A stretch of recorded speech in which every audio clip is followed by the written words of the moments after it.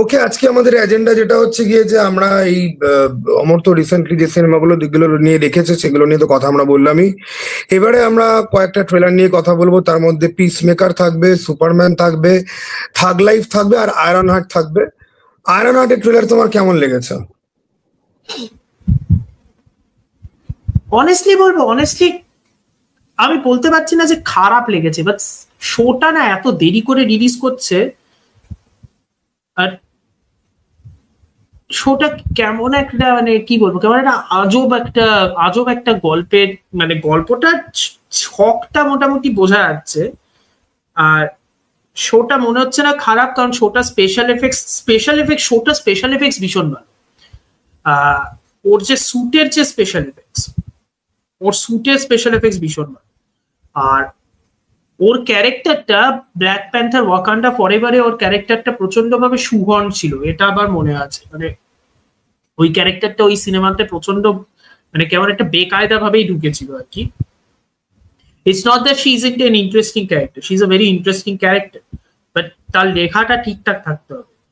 আর আমি ভীষণ excited to see Anthony রামোসের ক্যারেক্টারটা as the hood, because hood একটা character, hood was created by Brian K Vaughan, ঠিক আছে? অ্যান্ড হুড সব থেকে বেশি ইউজড হয়েছিল ব্রায়ান মাইকেল বেন্ডিসের হাতে ডার্ক রেইন বলে কমিক সিরিজটা, যখন নরম্যান অসবর্ন ছিল, ওই নিক ফিউরির জায়গায় নরম্যান অসবর্ন ছিল দ্য ডিরেক্টর অফ শিল্ড, এবং শিল্ডকে হ্যামার বানিয়ে দিয়েছিল। তখন হুড ছিল ওয়ান অফ হিস কাবাল মেম্বার্স। এই হুডের ক্যারেক্টারটা ভীষণ ইন্টারেস্টিং, কিন্তু প্রবলেমটা আমি যা বুঝতে পারছি, এই শোটা না মনে হচ্ছে এই শোটার কোনো মার্কেটিং নেই, লিটারালি কোনো মার্কেটিং। শোটা সুপারম্যানের ট্রেলারে 3 ঘন্টা আগে ড্রপ করা, ঠিক আছে? শোটার কোনো মার্কেটিং নেই, শোটার কোনো হাইপ নেই, এবং আমার কেন জানি মনে হচ্ছে মার্ভেলেরও কোনো ভরসা নেই এই শোটার উপরে। শোটা প্রচন্ড ভাবে ডিলেডও হয়েছিল, মার্ভেলের নিজেরই হয়তো কোনো ভরসা নেই শোটার উপরে। বাট সাশা ব্যারন কোহেনের যে মেফিস্টো, তাকে তো বোধহয় এই শোতে আনা হবে না, মেইন ভিলেন বা কিছু, জানি না ভাই। আর ডন শিডেলের, আচ্ছা আর্মর ওয়ার্স বলে আরেকটা আসছে, ওটাতে বোধহয় ডন শিডেলের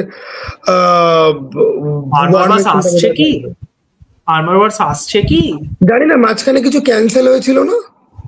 হ্যাঁ, মাঝখানে ওর কথা ছিল ওটা মিনি সিরিজ হবে, তারপরে চিন্তা করা হলো ওটা সিনেমা হবে, এখন তো কোনো খবরই নেই। আমার মনে হয় মার্ভেল এখন পুরোদমে ডুমসডে নিয়ে চিন্তিত, মার্ভেল এখন এইসব নিয়ে চিন্তিত। না, আমি দেখলাম মার্ভেল কোথায় যেন একটা স্টেটমেন্ট তো দিয়েছে যে ওরা আর এত টিভি সিরিজ বানাবে না, ওরা সব র্যাপ আপ করছে, ওরা বছরে মেবি 1টা কি 2টো করে হয়তো টিভি সিরিজ হয়তো আনবে, যেটা আমার মনে হয় যে খুবই ভালো। মানে এত গুচ্ছের জিনিস করে পয়সা ছড়িয়ে কোনো লাভ নেই, কারণ লোক খুব বেসিক কথা আমি বলছি, ঠিক আছে?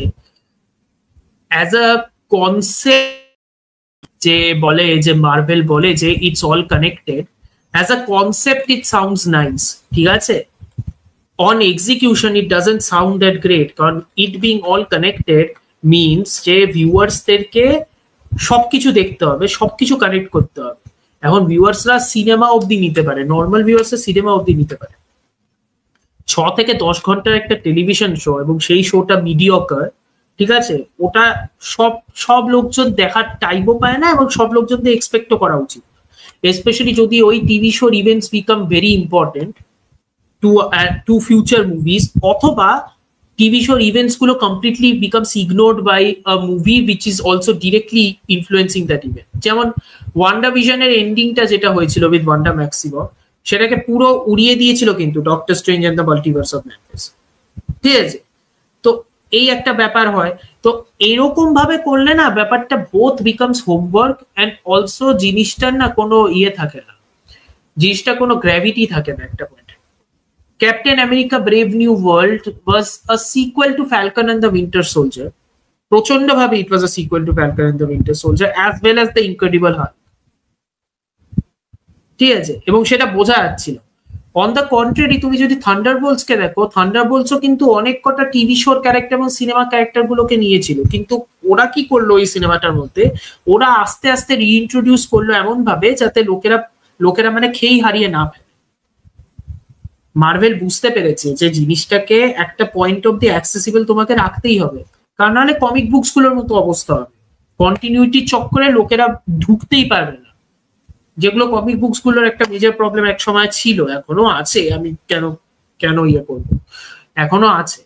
বাট আয়রন হার্টের প্রবলেম আমার যা মনে হচ্ছে, আয়রন হার্ট নিয়ে ওদের কোনো ভরসা নেই, অ্যাকচুয়ালি ভরসা নেই।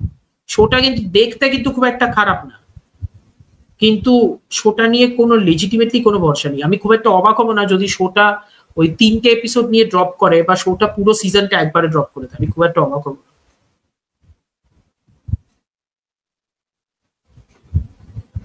আচ্ছা, তো আমরা র্যাপ আপ করলাম আয়রন হার্টের টপিক। এবারে আমরা ঢুকবো যে সুপারম্যান আর পিসমেকার আর থাগ লাইফটা টুক করে একটুখানি বলে দাও, যদিও থাগ লাইফে বিশেষ কিছু ইয়ে করার নেই।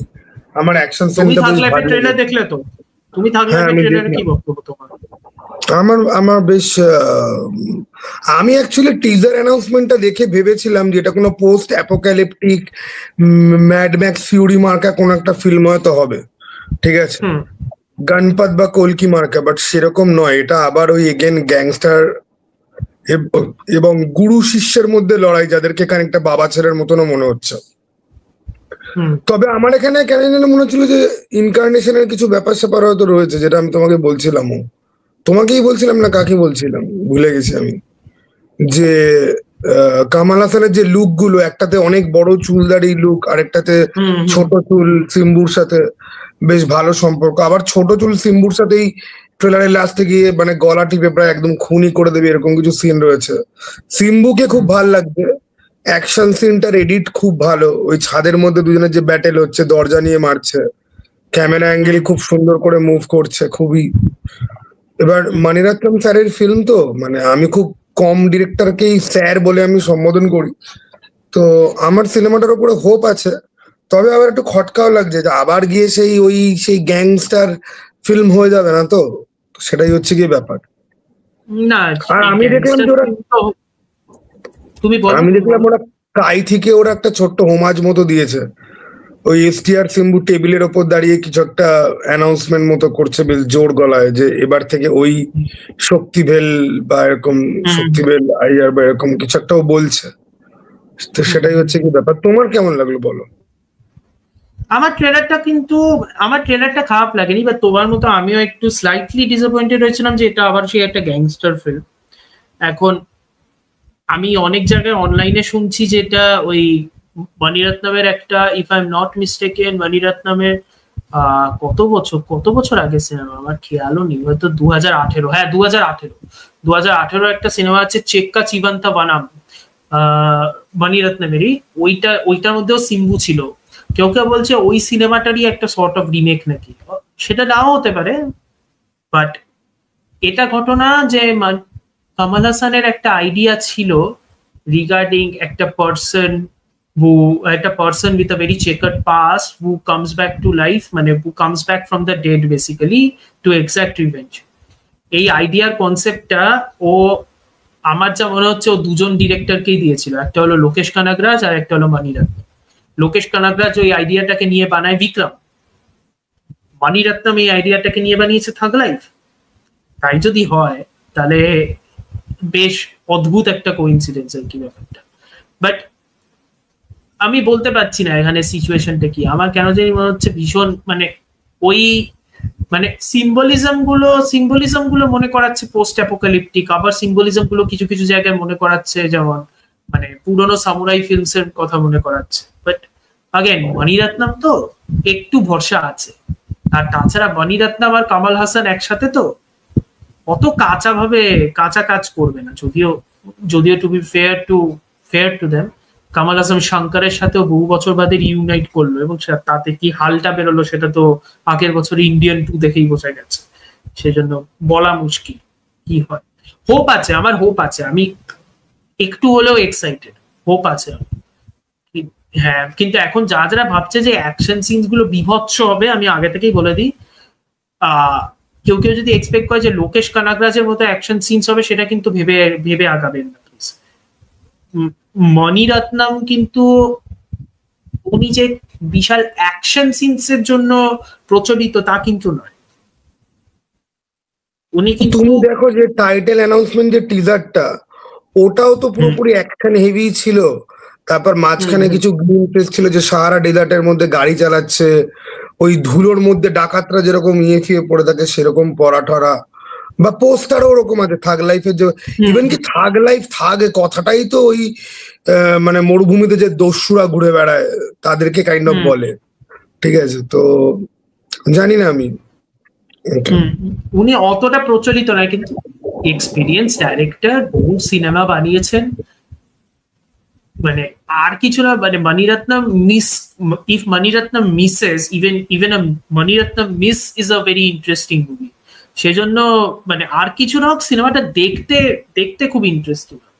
So that is more than enough to be very honest. আর অফকোর্স কামাল হাসান, মণিরত্নম আর A.R. Rahman, last time this three were together the movie was called Nayakan. সেই জন্য ভাই এক্সপেকটেশন একটু উপরে থাকবে।